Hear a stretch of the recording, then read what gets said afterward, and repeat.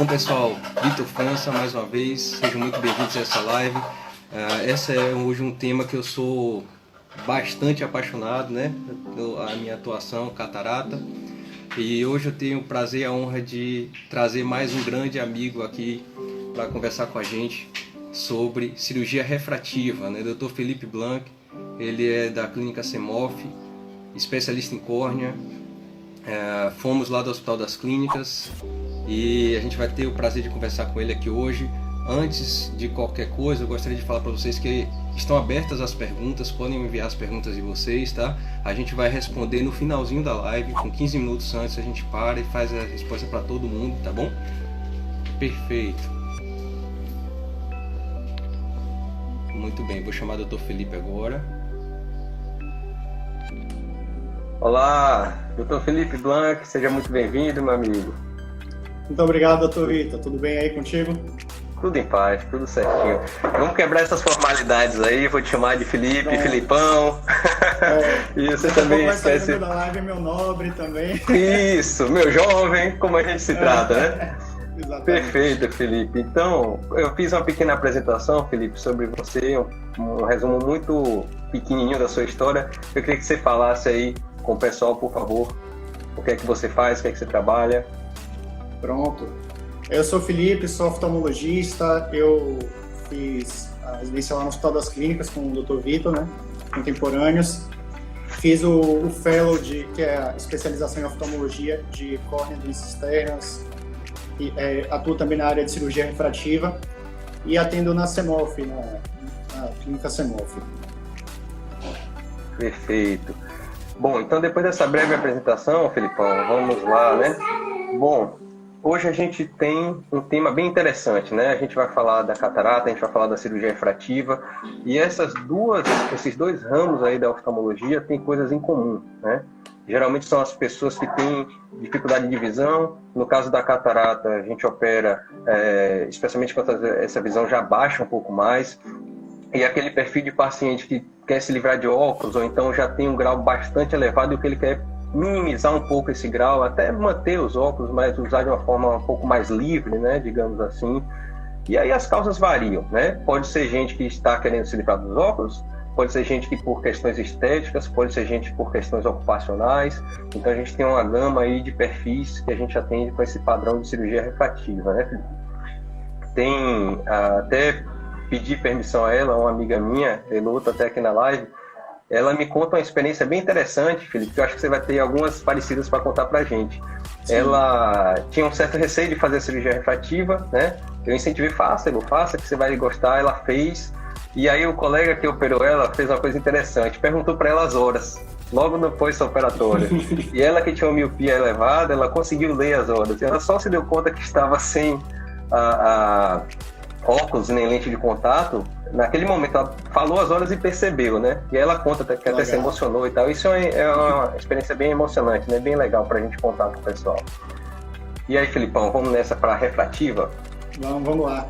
Então, normalmente o pessoal que faz cirurgia refrativa, que busca cirurgia refrativa no consultório, é aquela pessoa que tem uma dependência muito grande, né, do óculos. Normalmente a pessoa jovem, idade economicamente ativa, plena, né? E tem o desejo de se livrar do óculos de alguma forma.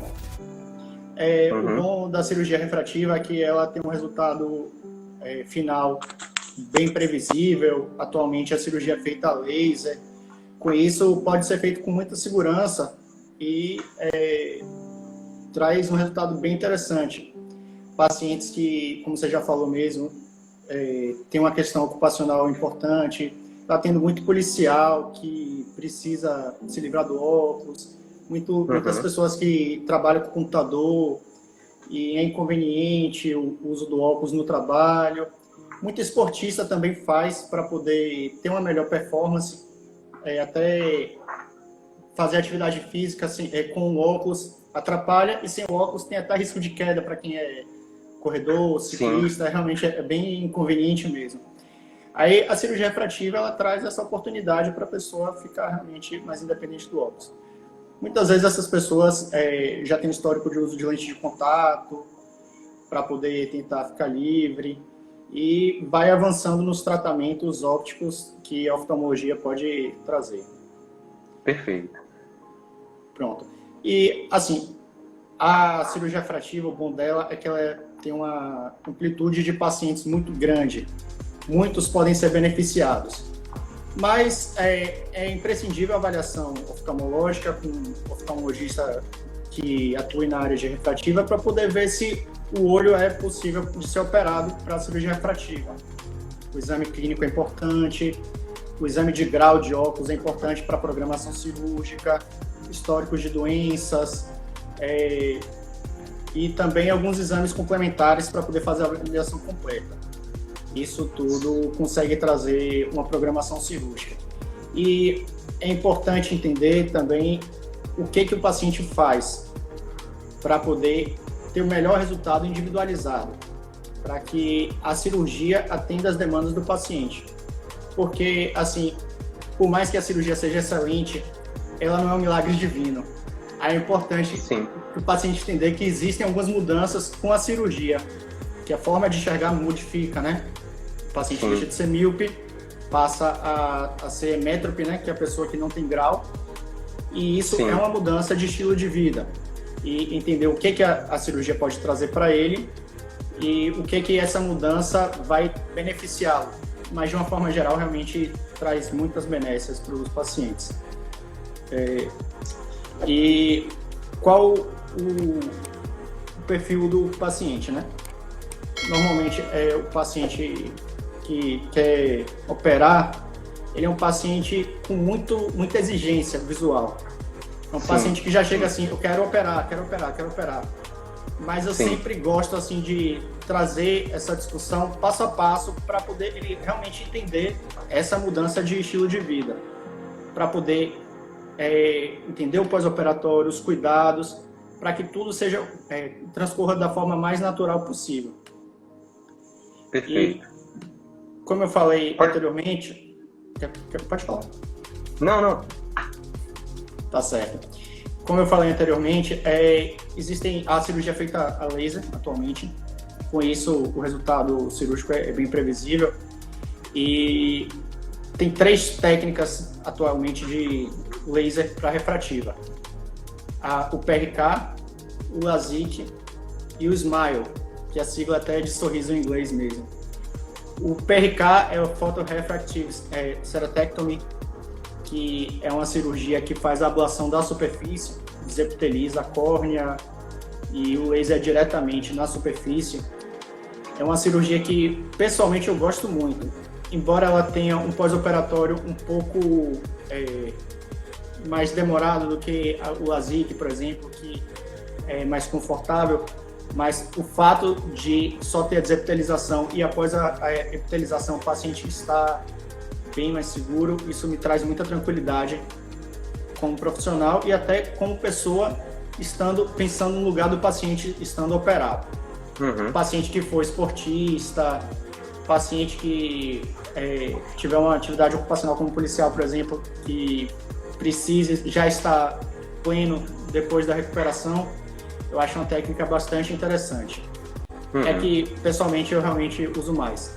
O LASIK a segunda técnica também é bem consagrada, as duas são mais ou menos contemporâneas.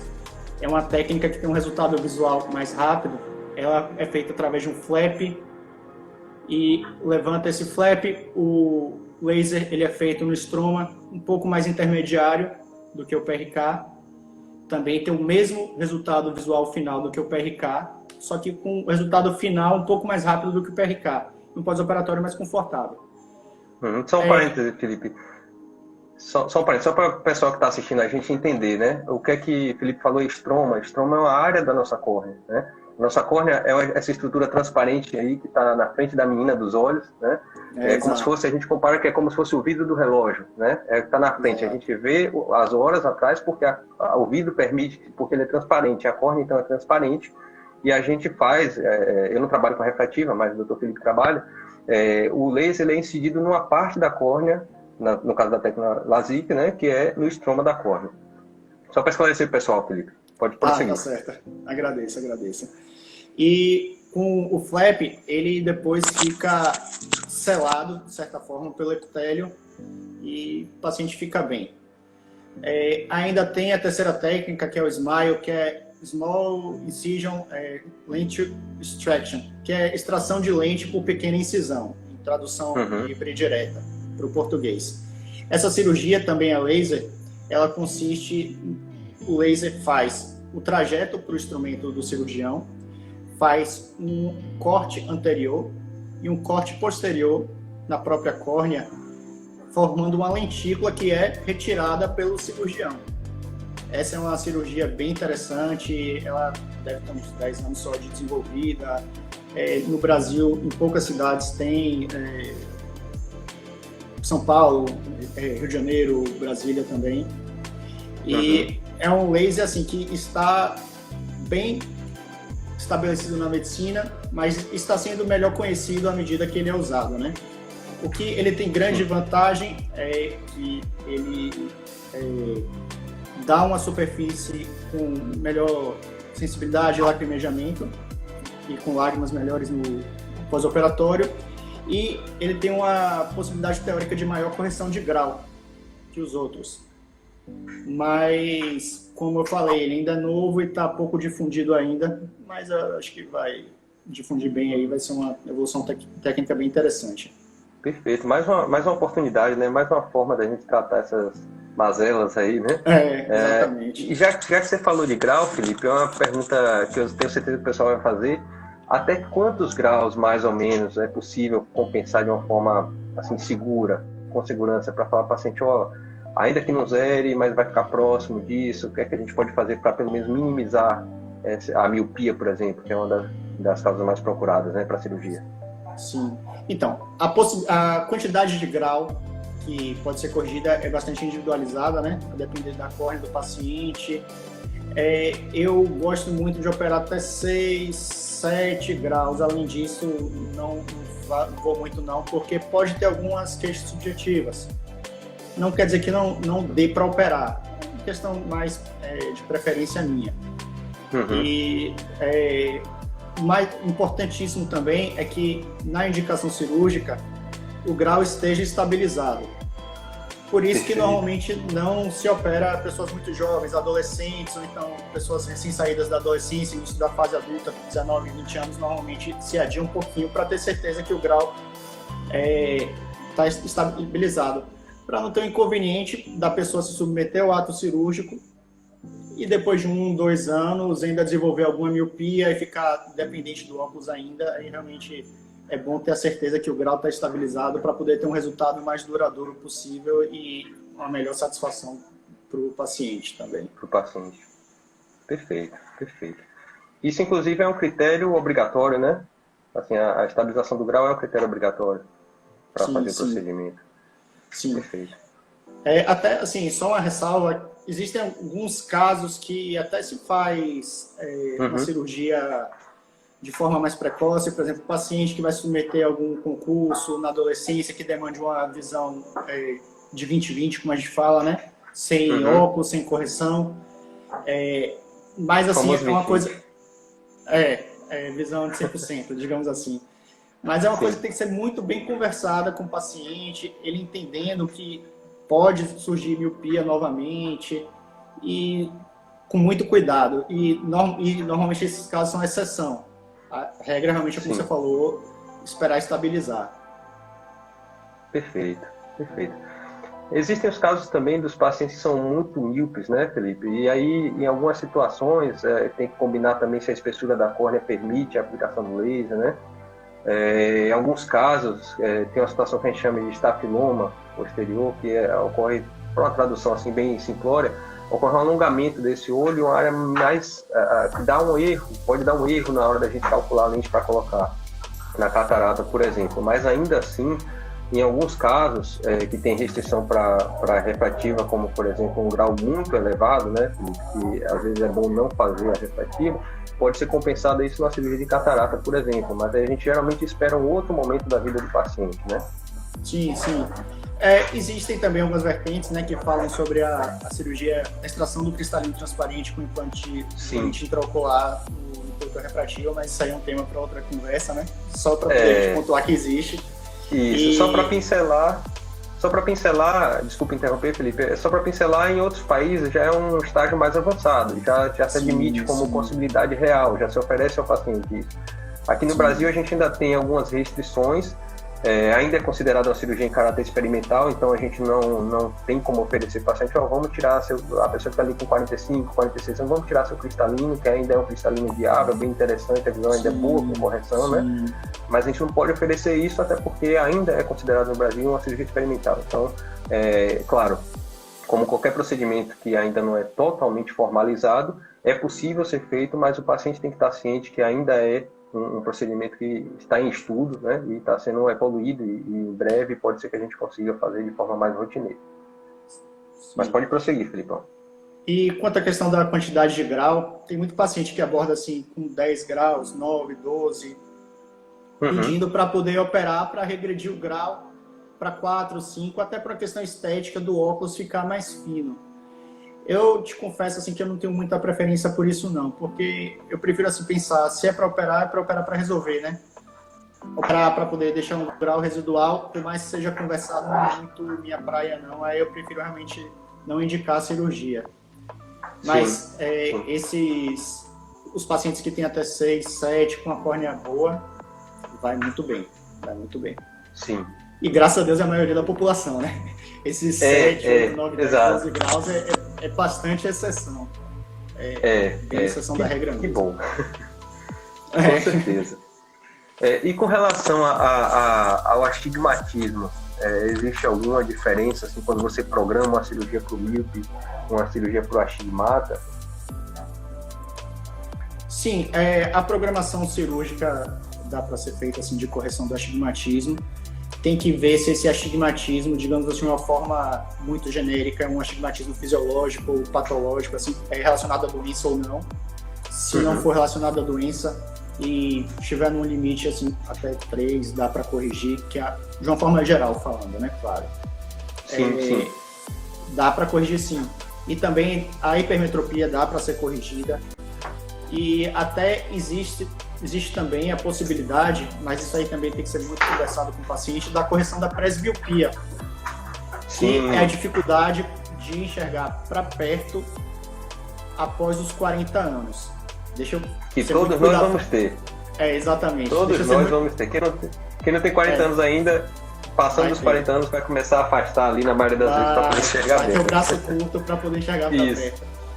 Mas deixa eu só fazer um parêntese muito importante sobre esse tema, que ele é um tema que ainda está em desenvolvimento técnico na oftalmologia. Dá para poder fazer correção para melhora de qualidade de vida do paciente, para maior independência do óculos. Não quer dizer que ele vai ficar livre para sempre, não quer dizer que ele não vai ter presbiopia depois. Vai ter sim. Perfeito. Tudo isso precisa ser muito conversado e explicado na consulta. Por isso que, inclusive, até para pessoas míopes, que têm uma visão excelente para perto, depois que corrigir a miopia, próximo aos 40, pode começar a sentir a presbiopia com maior intensidade. Eu gosto de fazer um teste de lente de contato antes da cirurgia refrativa para o paciente entender o que é essa mudança. E assim ele operar com maior segurança e maior tranquilidade também com o resultado. Dá para fazer. Você faz um test drive. Faço um test drive, exatamente. E aí eu consigo até mexer na lente de contato para poder trazer uma maior satisfação e uma maior independência também após a cirurgia refrativa para o paciente preso. O paciente com mais de 40 anos com dificuldade para enxergar para perto. Sim. Os nossos vícios, né, de falar tecnicamente. Exatamente. Perfeito. Bom, com relação à catarata, a gente falou um pouquinho já, né, dessa extração do cristalino transparente, né, que ainda é uma situação experimental. Existe outra situação também do paciente míope, como a gente estava falando mais cedo um pouquinho, que às vezes esse paciente já tem uma catarata inicial e tem um grau elevado de miopia. Uma parte das cataratas ela vai tender a miopizar mais o paciente, então às vezes um paciente que já tem uma miopia de 4 graus, daqui a pouco ele está com 6, com 5,5, então ele pode ampliar essa miopia à medida que a catarata, o cristalino vai envelhecendo, vai perdendo a transparência e consequentemente formando a catarata. E aí a gente pode, nesses casos que já está interferindo na qualidade de vida do paciente, também proceder, além da cirurgia refrativa, fazer a cirurgia da catarata, né, da correção da catarata. E ainda nesse tema de presbiopia, é possível, existem vários tipos de lentes, né? intraoculares, tem lentes que são de monovisão, que a gente fala, né? Que é a visão que a gente vai corrigir para longe, na grande maioria das vezes a gente projeta faz um cálculo de grau zerado ou próximo do zero para longe, e essas lentes elas não corrigem a visão de perto. Então a gente tem que acrescentar óculos, né, nesses pacientes. E existem as lentes também multifocais, né, que são as lentes que vão dar um certo ajuste tanto para longe quanto para perto, né? Tem também algumas evoluções ao longo do tempo dessas lentes e alguns pacientes reclamam mais de ofuscamento, às vezes reclamam que tem uma luminosidade, sabe, no campo visual. Em geral, ocorre a neuroadaptação e o paciente fica bem também depois de um certo tempo. E também essas lentes multifocais não são lentes que são utilizadas para qualquer paciente, né? Precisa ser feito um estudo, né, com relação ao olho daquele indivíduo, para a partir daí a gente calcular se é possível fazer um uso de uma lente multifocal, visando, como o Felipe já bem explicou antes, a gente precisa sempre pensar na qualidade de vida do paciente, o que a gente como médico pode oferecer de melhor para aquele paciente individualmente, né? Apesar de parecer uma coisa rotineira, a gente vai tirar o cristalino, bota uma lente intraocular, é assim para todo mundo, é a linha de produção. A técnica é a mesma, a gente usa uma técnica específica, estudada, bem estabelecida no meio médico. Mas cada paciente é um paciente, então a gente precisa realmente individualizar os resultados para cada pessoa. Então é por isso que a gente pede que seja feita uma avaliação regular, é por isso que a gente pede que aquele médico que vai fazer o procedimento, quando vai te explicar as coisas, ele vai te falar tudo que é possível fazer, as restrições. A gente vai sempre falar para os pacientes o que é que a gente consegue oferecer de melhor e o que é que pode acontecer se a gente fizer tudo tecnicamente correto e ainda assim o paciente apresentar algum tipo de desconforto, algum tipo de insatisfação, né? Que é possível acontecer. Mas eu queria me livrar dos óculos quando eu fiz a refrativa. Mas ficou ali meio grau, a pessoa tem às vezes 5 graus, né, Felipe? Então, 5 graus de miopia é uma lente espessa, grossa. Quando zera ou deixa em meio grau de miopia, é um avanço muito grande. E muitos desses pacientes sequer percebem clinicamente esse meio grau, né? A gente vai falar, você está com meio grau ainda. Mas eu estou vendo tudo, tá lindo, tá ótimo.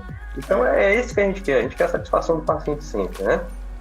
Com certeza. E o paciente que opera de cirurgia refrativa, esse paciente também que bota a lente intraocular diferenciada, premium, na cirurgia de catarata, é um paciente com nível de exigência maior e com nível de percepção maior. Normalmente ele tem uma demanda visual maior por conta do trabalho, atividades do dia a dia. E é muito importante deixar claro que o objetivo desses procedimentos primário é dar maior independência do óculos. Na cirurgia refrativa, por exemplo, zerando o grau como objetivo secundário, mas na imensa maioria das vezes, mais de 80%, mais de 90%, zerando o grau propriamente dito, e às vezes ficando 0,25, 0,50 de grau residual.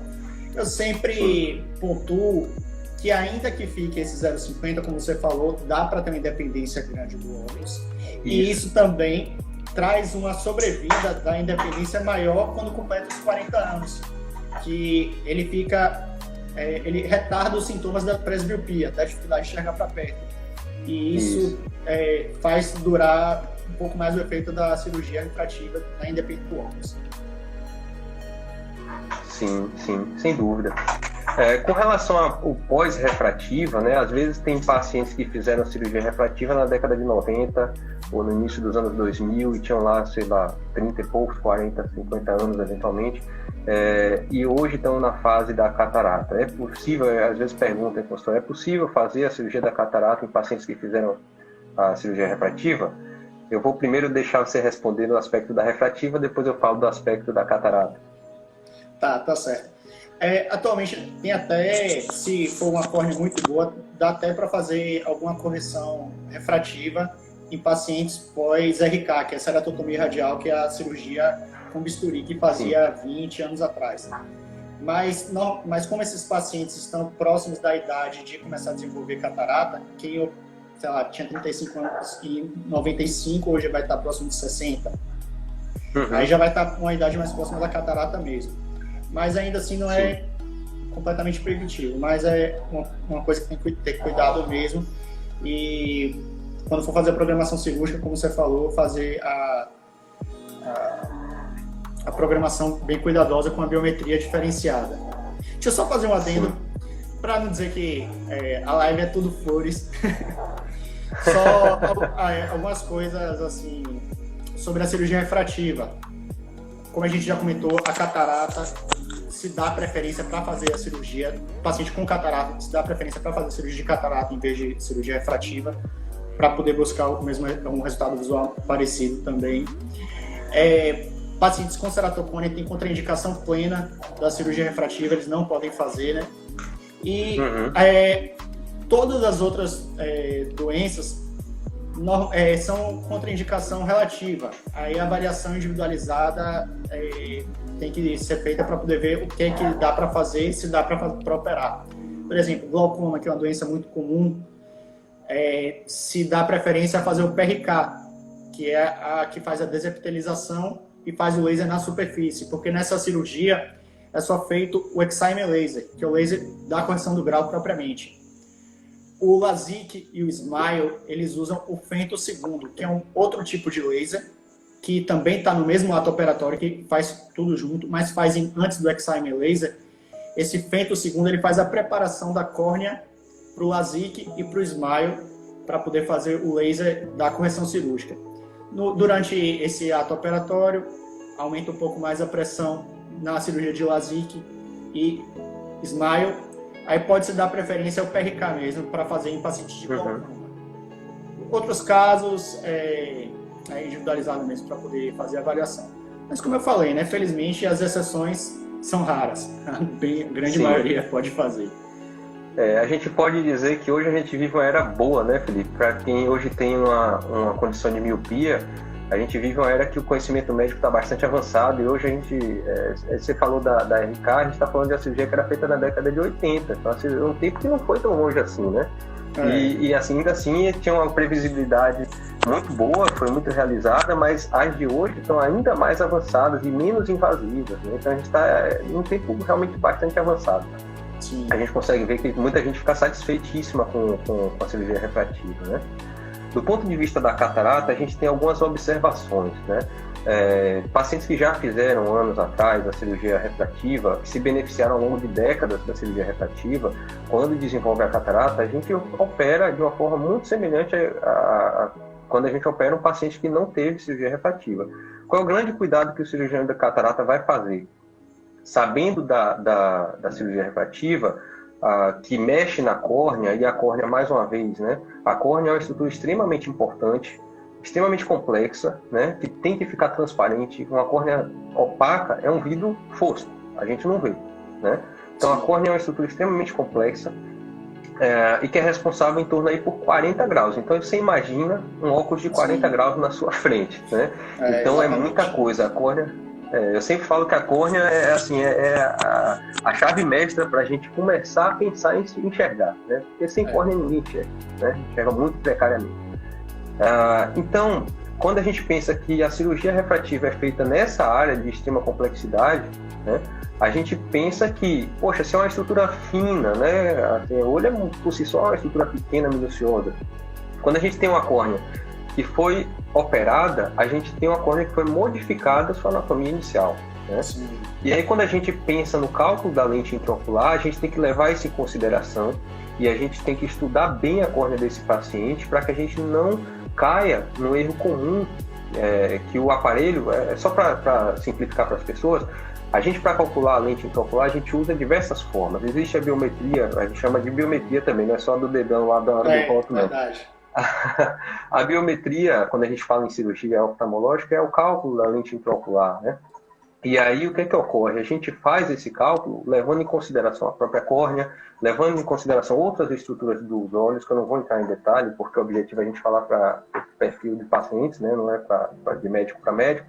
Mas quando a gente faz esse cálculo de biométrico, a gente leva em consideração várias estruturas para chegar no valor mais adequado para aquele paciente. Num paciente que foi submetido à cirurgia refrativa, que ocorre uma mudança na anatomia da córnea para melhorar o grau do paciente, né? O objetivo é esse. A gente tem também uma modificação anatômica. Com essa modificação anatômica, se a gente fosse basear por um parâmetro de normalidade, a gente termina sendo submetido, levando ao equívoco de um erro biométrico, ou seja, um cálculo de lente que pode não ficar o mais adequado para o paciente. E hoje, como isso é muito sabido, é feito também de uma forma extremamente segura. A gente faz várias biometrias. Hoje a gente evoluiu da biometria ultrassônica, que ainda é bastante utilizada, mas a gente evoluiu para a biometria óptica, né? Que usa alguns métodos aí diferentes, e essa biometria óptica dá para a gente uma segurança ainda maior. Então, os cálculos de lente hoje são baseados em várias fórmulas. A gente está na quinta geração de fórmulas biométricas, e essas fórmulas ficam cada vez mais precisas, né? E a gente consegue automatizar e, ao mesmo tempo, personalizar para cada paciente a lente mais adequada, né? E isso garante também uma técnica cirúrgica com bastante precisão e minimizando o máximo possível e realmente dando um padrão de satisfação muito grande para os pacientes, né? Sim, com certeza.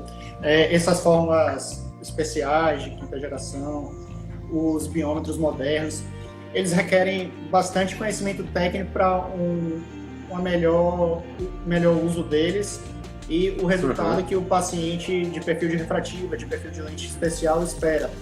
Mas aí, com sua capacidade técnica, aí você consegue desenvolver bem esse cálculo, esse estudo para poder, lembrando, dar maior independência do óculos, ter um melhor resultado visual. Não é necessariamente 0 grau e dar uma visão de 15 anos de idade, né? Isso, diferenciar isso. É isso, é importante que as pessoas que estejam vendo a gente entendam que todo olho operado, ele é um olho operado, né?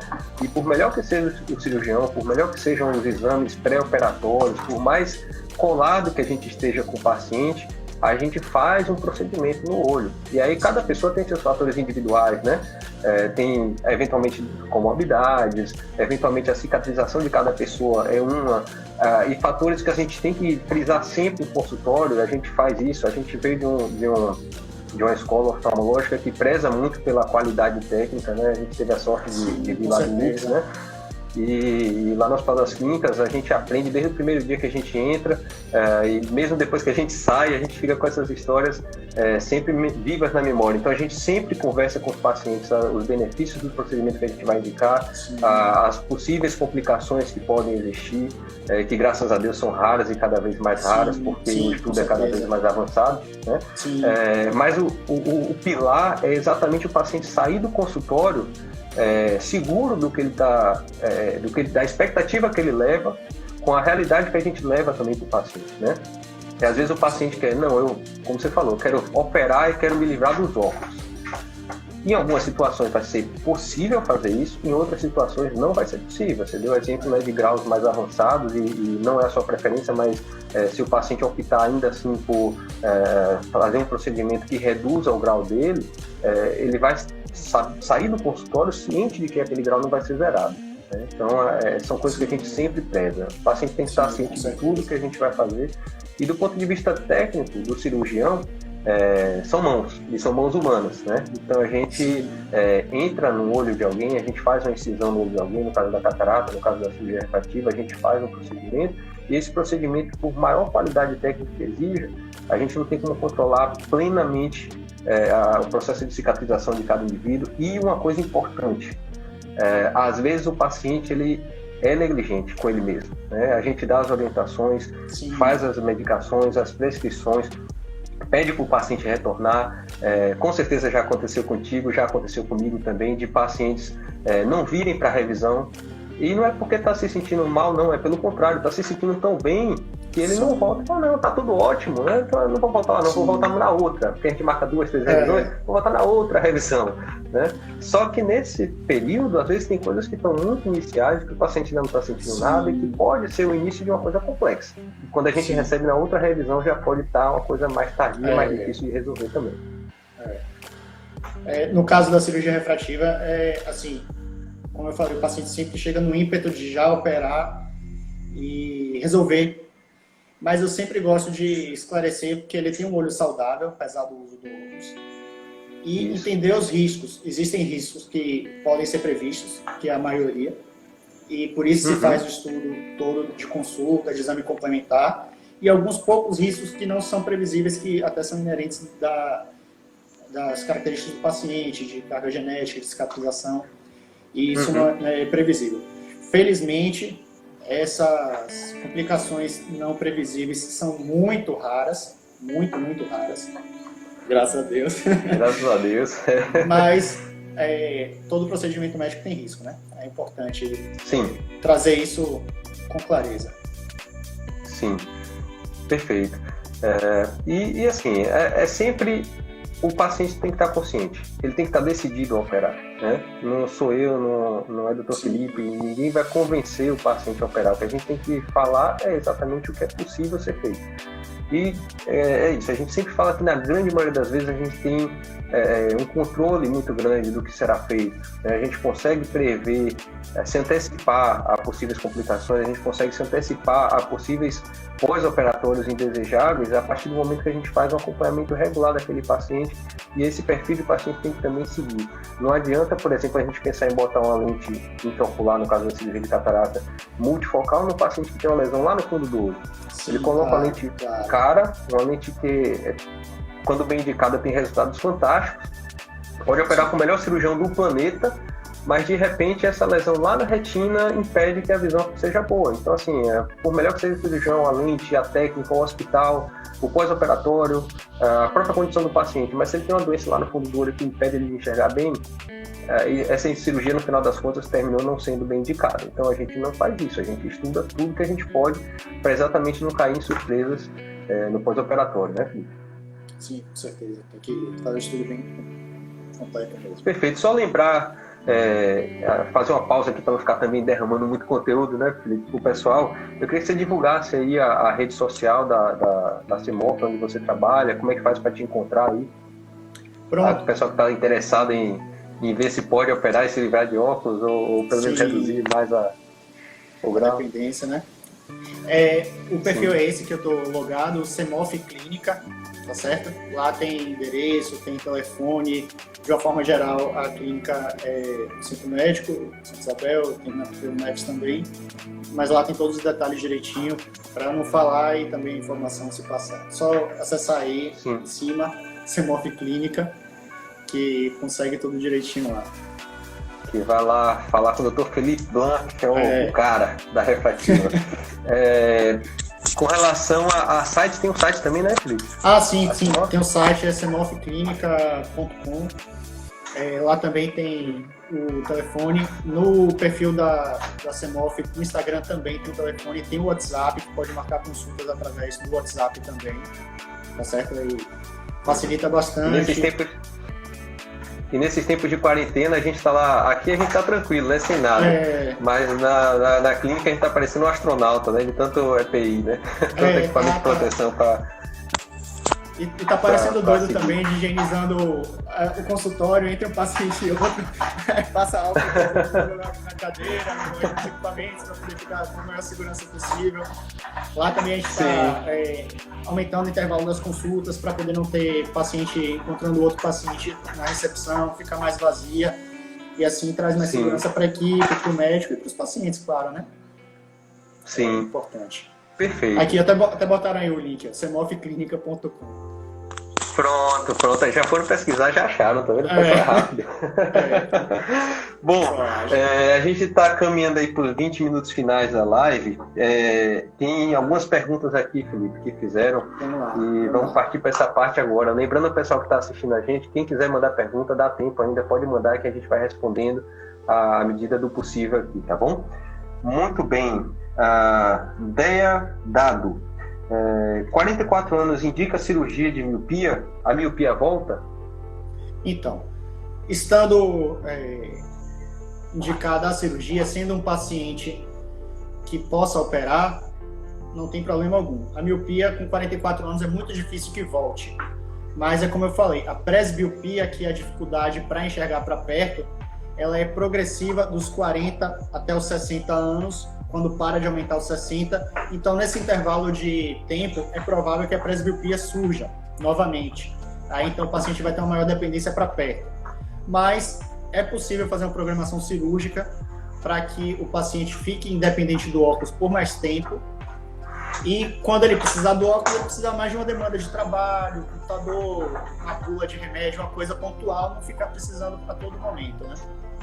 De uma forma geral, do ponto de vista social, E do ponto de vista social, dá uma liberdade maior, né? Ainda pode tirar onda com os amigos que também são presbíteros, que vai poder conseguir ver cardápio de restaurante sem óculos, enquanto os outros estão tirando e colocando óculos. O pessoal tá com aquele óculos assim, né? Exatamente. E tem gente que não aceita e fica assim, né? Vou ler de qualquer jeito. Esse paciente é o que mais se beneficia da cirurgia. Sim, sem dúvida, sem dúvida. Sem dúvida. Beleza. Cris Moura. Dr. Vitor, fiz cirurgia de catarata tem 11 meses e ainda continuo com visão embaçada. Bom, Cris, aí o que é que acontece? É importante avaliar, né? Existem várias causas para uma cirurgia de catarata, o paciente não ficar com a visão que gostaria, digamos assim, e que o próprio médico também gostaria que você ficasse, né? Causas mais comuns são alguns astigmatismos residuais, né, que são comuns, né, de acontecer. Por quê? Porque, como a gente falou um pouco mais cedo, para a gente fazer a cirurgia de catarata, a gente tem que entrar no olho do paciente, faz uma incisão, né? As incisões são microscópicas, não, são mínimas, né? São incisões de 2 milímetros, na grande maioria das vezes não é necessário dar ponto, mas essa incisão atravessa uma estrutura que a gente vem falando ao longo da live inteira, que é a córnea, que é extremamente potente, tem 40 graus e por aí vai. Então, uma das causas pode ser o astigmatismo residual, é uma possibilidade. Existe outra possibilidade também que é relativamente comum, que ocorre o que a gente chama de opacidade de cápsula posterior. Isso vai depender de uma série de fatores, inclusive fatores individuais, e que não tem muita relação necessariamente com a técnica cirúrgica, né? A técnica é feita e essa área que a gente chama de cápsula posterior sempre fica lá no paciente. E alguns pacientes, depois de um certo tempo da cirurgia, fica ainda com algum grau de dificuldade para enxergar. E, se for esse o caso, é possível fazer uma capsulotomia, né? Se não melhorar com óculos, por exemplo, a gente pode fazer uma capsulotomia por laser, que é indolor, na grande maioria das vezes não sente nenhum tipo de desconforto para o paciente, mas tem que ser bem indicado também. E que, em geral, feita, se for essa causa, após feita a capsulotomia, o paciente tende a melhorar um pouco mais a visão. Mas, assim, pode acontecer isso? Pode acontecer, mas tem que ser investigada, né? Sempre acompanhada aí com o seu oftalmologista, tá? A próxima pergunta. Patrícia, eu consegui uma excelente vida após a cirurgia refrativa. Na verdade, é um elogio, né? Para você, Felipe. Parabéns, parabéns. Escola no... Não, pois não, quer complementar, quer falar? Não, só agradecendo. Perfeito, Patrícia. Então, parabéns, Patrícia, pela visão livre de óculos, né? Verado. Escola novo ideal. Catarata atinge crianças? Se sim, qual é o tratamento? Atinge. A gente fala muito da catarata da senil, né? Que é a catarata das pessoas acima de 50, 60 anos de idade. Mas existe catarata em qualquer faixa etária. Inclusive, existe catarata congênita. Eu fiz, tem 15 dias, se não me engano, uma live com a doutora Karine Ronda, nossa amiga, que é oftalmopediatra, e a gente falou sobre isso também, porque é importante fazer o teste do olhinho. Então, assim que a criança nasce, é importante levar ao oftalmologista, se não for feito ainda na maternidade, especialmente nos primeiros 30 dias, é recomendado que se faça o teste do olhinho, porque pode ter a catarata congênita. Sim, a depender da situação, do padrão da catarata, é necessário operar, às vezes ainda bebezinho mesmo, pequenininha a criança, né? Então, o tratamento para catarata definitivo é cirúrgico. Alguns tipos de catarata não vão imediatamente baixar ou deixar de estimular a visão, e aí é possível a gente ir fazendo correções de outras formas e avaliar o melhor momento de operar, se for necessário operar, né? Mas o tratamento, então, varia, né? Só que, pensando na forma que eu imagino que a pergunta foi feita, é com a catarata que baixa a visão. E se for uma catarata que baixa a visão, é preciso operar. Ainda que bebezinho, né? A catarata ainda não é uma criança muito miudinha, muito pequenininha. Nívia Suzarte, um abraço, Nívia. Você sempre participa, né, das lives. Muito obrigado, viu, pelo prestígio aí. Ela pergunta, doutor, existe possibilidade de catarata precoce? Existe, né? Como eu falei, existem cataratas que são associadas ainda na infância, né? Catarata congênita, catarata juvenil, existe catarata senil, que é a catarata do paciente de mais idade, de meia idade para cima.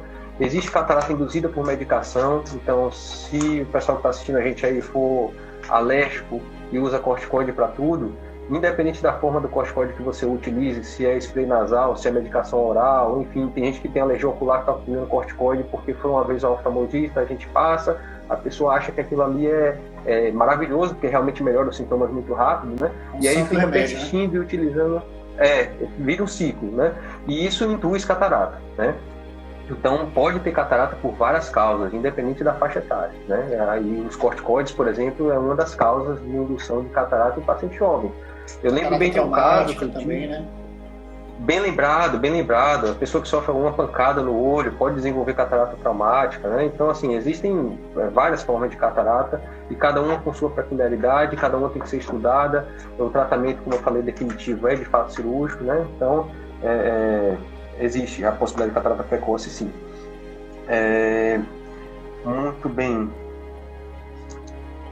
Tem mais uma pergunta. Eva Borges. Infelizmente, muitos pacientes usam toalhinhas e não lenço de papel.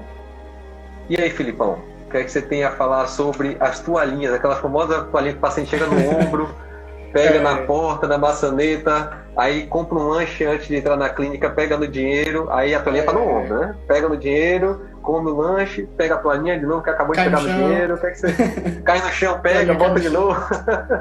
Exatamente. E aí, Felipe? Então, às vezes, na maioria das vezes o paciente acha que está cuidando, mas está levando sujidade, está levando sujeira para o olho, né? Aí realmente sim. Melhor o lenço descartável mesmo, que usa e joga no lixo, é mais higiênico mesmo do que a própria toalhinha. Perfeito.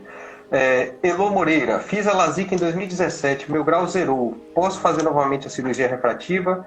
Teria que ser LASIK novamente ou poderia ser PRK ou SMILE? Então, SMILE pós-LASIK não é muito bem estabelecido ainda. Aí eu não vou falar a favor disso. Mas, a depender do caso, pode refazer o LASIK, pode também fazer um PRK sobre o LASIK.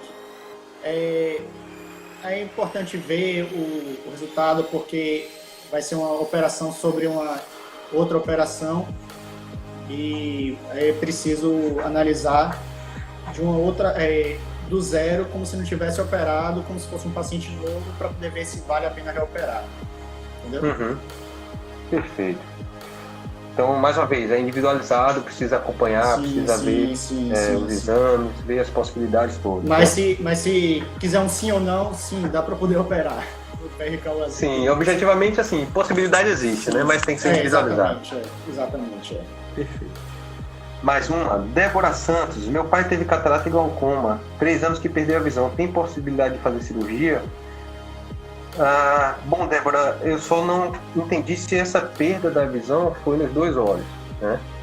Depende, se for uma visão, porque a catarata pode levar a cegueira, né? Só que é uma cegueira reversível. O glaucoma é uma cegueira irreversível. Então, se a causa da cegueira do seu pai, Débora, for por glaucoma, não adianta fazer cirurgia de catarata, não vai melhorar, tá? A cirurgia, nesses casos, é contraindicada. Se for de um olho, se ele teve a cirurgia da catarata em um olho e o outro olho ficou sem operar, mas ele tem visão, é possível fazer. Mas aí também tem que ser ponderado se esse glaucoma está muito avançado, porque assim como na cirurgia refrativa ocorre um aumento da pressão intraocular no momento da cirurgia, na catarata também existe um aumento da pressão intraocular. Então, às vezes o paciente entra com a catarata, mas tem um glaucoma bastante avançado e, eventualmente, quando a gente está retirando esse cristalino, né, fazendo a cirurgia da catarata, essa pressão momentaneamente alta, que na maioria dos pacientes não vai dar nenhum tipo de problema, no paciente que tem glaucoma avançado, pode significar um aumento ainda maior de uma pressão que já vem alta e ainda assim levar a uma perda de mais fibras nervosas e o seu pai perder mais ainda a visão. Então, é um caso também de complexidade que tem que ser analisado individualmente. Nesses casos combinados, às vezes a catarata realmente está atrapalhando bastante, o paciente opera, tem um resultado cirúrgico bom, tecnicamente bom, anatômico bom da catarata, tem uma melhora de qualidade de vida, mas muitas vezes não ganha o 100%, né? Não chega a 100% da visão, justamente por causa do glaucoma que impede, mas ainda pode ter um ganho de qualidade de vida, assim, né? Sim, exato. É o que a gente fala, às vezes não ganha em linha de visão, né? Às vezes não ganha necessariamente em tamanho de letra que o paciente consegue enxergar, Sim. mas ele vê o que ele consegue ver, ele vê de uma forma mais viva, digamos assim, as cores Sim, melhor, né? Enfim. Então, contraste melhor também. isso. Então, também objetivamente é possível pensar em cirurgia, se for nesse caso que a gente falou de visão perdida dos dois olhos, 100% perdida por causa do glaucoma, não vale a pena. Aí não dá. Se for outra causa, que a catarata esteja colaborando para baixa de visão e não glaucoma, sim, é possível fazer. Assim, só lembrando, não no mesmo olho, né? Se, por exemplo, ele fez a cirurgia, operou, perdeu a visão nesse olho pelo glaucoma, não adianta trocar, por exemplo, a lente intraocular que foi colocada, porque aí também não resolve. Mais uma vez, é o glaucoma que causou a perda nesse caso e não a catarata. Né? Mais uma pergunta, Márcia Lopes. Eu tô correndo um pouquinho, pessoal, por causa do tempo, tá? Se derrubarem a gente, é isso. Márcia Lopes, na cirurgia de catarata, qual a diferença de lente nacional para importada? Bom, na verdade, o que acontece? Tanto as lentes nacionais quanto importadas têm qualidade, né? Existem umas lentes que são as importadas, digamos assim, que são as lentes padrão mundial, né? São lentes que aí vai depender, como eu falei, existem vários tipos de lente, né? E as lentes, quando a gente fala assim, lente importada, geralmente são essas lentes que são disponibilizadas, que a gente chama de lentes premium, né? Que são lentes multifocais ou lentes que têm uma qualidade reconhecida internacionalmente, né? Em termos de qualidade óptica, a lente é feita, ela é desenvolvida para que corrija aquele grau que ela foi estabelecida, né? Então, operando com a lente nacional ou com a lente importada, o objetivo é mesmo, é melhoria de visão. Essas lentes padronizadas importadas, elas têm referências que a gente tem reprodutibilidade maior, são lentes que são produzidas de uma forma em maior escala e por aí vai, né? Não sei se eu fui claro o suficiente. Se quiser complementar alguma coisa, Felipe, pode ficar à vontade. Só para assim, tranquilizar também que mesmo as nacionais atualmente são de boa qualidade. Porque a Premium ela tem uma tecnologia, uma qualidade que justifica o nome Premium. Mas a nacional também é boa. Atualmente não é boa. Isso. Não isso. A questão da correção da qualidade em si é boa. Não tem com certeza. diferença com relação a isso. Quando a gente fala nessas lentes premium, por exemplo, as lentes multifocais, são essas lentes que dão um pouco mais de premium mesmo, porque realmente é uma coisa bem diferenciada. Muito bom. E que nem sempre todo mundo é candidato a fazer esse tipo de cirurgia. Sim. Então é algo que tem que ponderar mais uma vez. Live após live eu me sinto até repetitivo, mas a cada live que eu faço, eu falo isso o tempo todo. A gente na medicina como um todo e na oftalmologia não é diferente, a gente sempre faz o que está padronizado, de uma forma geral, mas a gente individualiza para aquele paciente. Né? Não é uma receitinha de bolo, a gente olha paciente por paciente e cada um tem suas diferenças e suas individualidades. Então a gente tem que adequar o que a técnica mostra para aquele paciente individualmente. Né? Faltam 2 minutos, Felipe. Então acabaram aqui as perguntas. Eu vou fazer alguns agradecimentos rápidos aqui a amigos nossos que apareceram na nossa live, que prestigiaram a gente. Doutora Eneida, doutora Lara, doutor Gustavo Aquino, doutora Camila Carvalho, doutora Alexandra Nogueira, doutor Luiz Espínola, doutora Poliana Araújo, lá de Jacobina, doutora Lari. Então, a galera que, graças a Deus, a gente tem a sorte de conhecer, gente de referência e que eu me sinto muito honrado de conhecer todos e ser amigo de todos, e sempre que eu preciso é só mandar uma mensagem, ligar, que a galera me ajuda muito. Com certeza, a galera é bem diferenciada. Sim, e aí eu vou aproveitar para fazer uns agradecimentos finais. Primeiro a você, Felipe, muito obrigado aí por disponibilizar seu tempo, que eu sei que é corrido, né? Brigadão mesmo por ter vindo. Já lhe convidar para outra live futuramente, se você nos der a honra. E queria aproveitar para divulgar aí, quem não é inscrito ainda, se inscrever aqui no meu Instagram, também no da CEMOF, né? O meu é Dr. Victor Franca, né? @Dr. Victor Franca. Tem um canal do YouTube também que eu faço uns vídeos tentando traduzir ao mais simplório possível para que todo mundo consiga entender de uma forma não técnica. Tem um site no meu próprio Instagram, né? Tá lá na bio, drvictorfranca.com.br, www.drvictorfranca.com.br. De lá já segue o link direto para o YouTube e vai ser um prazer se vocês puderem se inscrever e avaliar e mandar dica, mandar o que é que vocês estão achando, sugerir temas também, qualquer dúvida pode mandar por direct. Eu tenho certeza que o Felipe também está aberto aí a receber essas perguntas que não tenham dado tempo da gente responder na live. E abrir a palavra para você agora, Felipe. Sim, com certeza. Podem mandar mensagem no direct da CEMOF, que eu respondo com bastante tranquilidade e toda a atenção que a pessoa precisar para poder tirar as dúvidas. E claro, existe um limite de conseguir tirar dúvida pela internet e por consulta, porque também precisa ser examinado o paciente para poder trazer informação mais precisa. Mas Perfeito. Quanto à live, eu que quero agradecer a você por essa oportunidade, eu adorei. Já me convido e aceito o seu convite também para próximas lives. Pronto, então tá feito. E também te parabenizar pela linguagem muito acessível e muito boa também, a forma de comunicação que você tem estabelecido nas lives e no YouTube também. Vale a pena realmente o paciente acompanhar para poder pegar maiores informações. A internet tem muita informação que desencontra, e conseguir informações de qualidade, que consiga direcionar um raciocínio para o paciente é bom. É bom até que ele já vai com maior conhecimento de cirurgia de catarata, cirurgia refrativa para o consultório e elimina alguns mitos desnecessários, né, que só faz realmente desinformar.